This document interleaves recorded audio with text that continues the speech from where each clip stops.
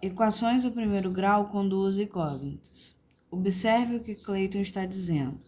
A soma dos pontos de duas faces opostas de um dado comum é sempre 7.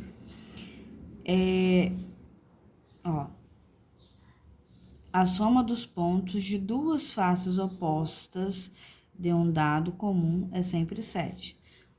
Essa face é a oposta face com 6. 1 com 6, 7. E assim vai, 4 com 3, 7. 2 com 5, 7. Realmente o que ele fala tá certo. De acordo com o que foi dito, se indicarmos os pontos da face de um lado do dado, um ponto, uma face, por x, e a outra por y, podemos escrever a seguinte equação, que uma face mais a outra, oposta a ela, é igual a 7. Desse modo, os possíveis valores para x e y são,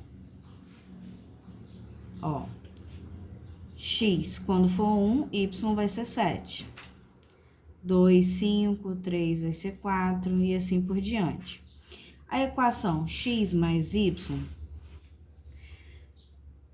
igual a 7 é um exemplo de equação do primeiro grau com duas incógnitas, duas variáveis. E diz o seguinte, equação do primeiro grau com duas incógnitas x e y é toda sentença matemática que pode ser escrita na forma ax mais by igual a c, em que a, b e c são constantes, com a diferente de zero e b diferente de zero.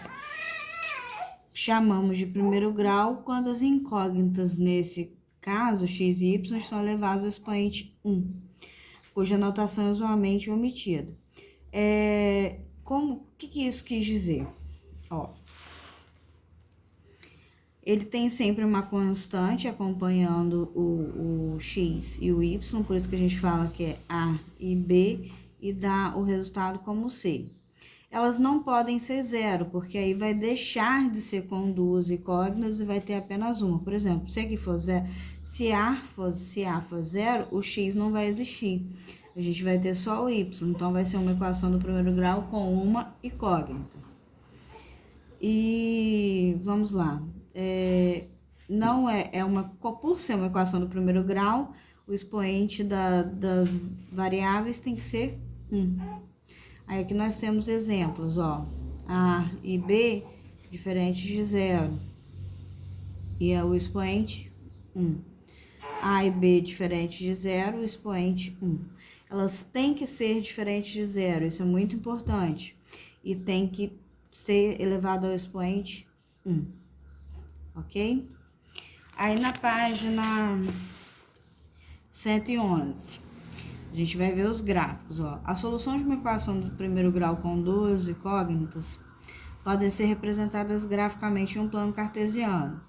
A gente tem o eixo das ordenadas e o eixo das abscissas, o eixo x e o eixo y. No caso das somas... Gente, desculpa, é porque eu moro próximo a uma avenida. Aí, no caso, continuando, eixo x, eixo y. Determinam os pares ordenados. Os valores que a gente pega para x é sempre assim, x e y. O valor que a gente determina para x vai determinar quanto que a gente vai pegar para y. Como no caso do dado, quando x for 1, o meu y vai ser 6. 1, 6. Quando for 2, o meu y vai ser 5. E assim vocês conseguem marcar, 1 e 6, a gente pegou um ponto. 2 e 5, outro. E assim por diante.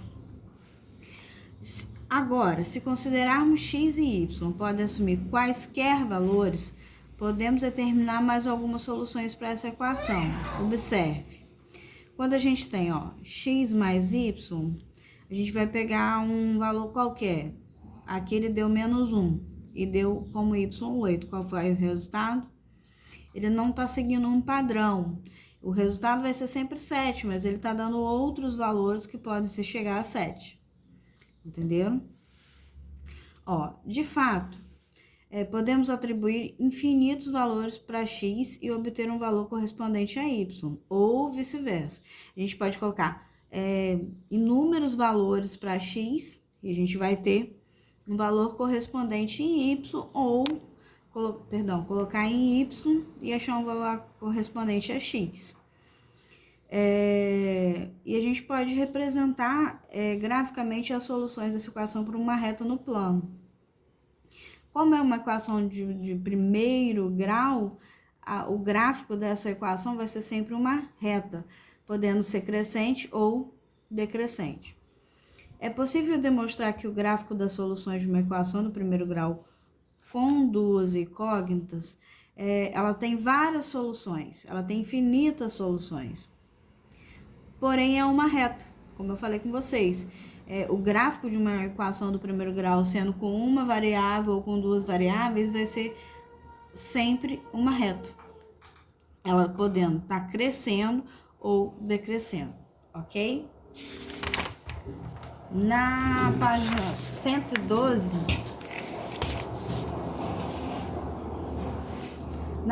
112, nós temos os exercícios. Ele vai pedir, bem parecido com quando deu do primeiro grau, né? Ele vai pedir que assinale quais são as equações com duas variáveis do primeiro grau. Na 2, na questão 2, assinale com x os pares ordenados, que são soluções da equação. Aqui, vocês vão ter que fazer cálculos. Eles pedem para vocês atribuir quais os valores que podem assumir o valor de x e o valor de y. Lembra daquela tabelinha? X e y. Nós temos a equação x menos 3y é igual a 1. Então, significa que os valores que vocês vão ter que colocar para x e para y vai ter que dar 1.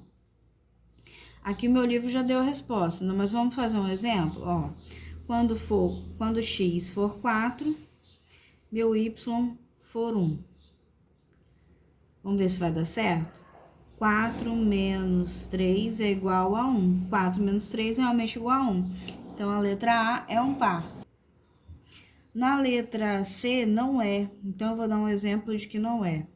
Quando for 6, meu x for 6, meu y seria 2. Vamos ver se vai dar certo? Tem que dar 1 essa conta.